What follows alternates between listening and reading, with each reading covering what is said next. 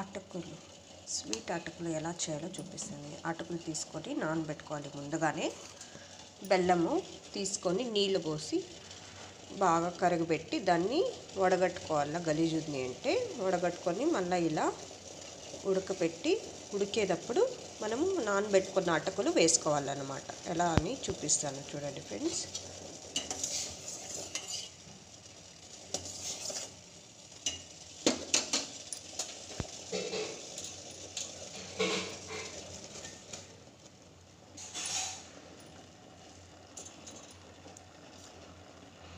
కాసేపు దీంట్లోనే ఉడకాలన్నమాట, అప్పుడు బాగుంటుంది.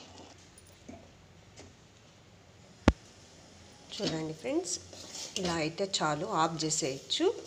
మళ్ళీ మొత్తం అటుకులంతా లాగేస్తుంది అనమాట. అది అప్పుడు గట్టి అయిపోతుంది. ఒక 10 మినిట్స్కి అంతానే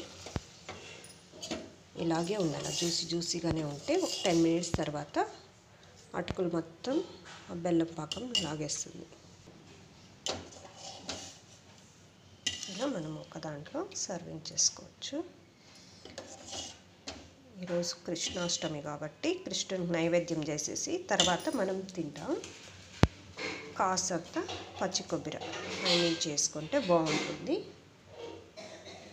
యాలకుల పొడి సాను ఇప్పుడే వేసుకోవచ్చు. నచ్చిందంటే లైక్ చేయండి, షేర్ చేయండి ఫ్రెండ్స్.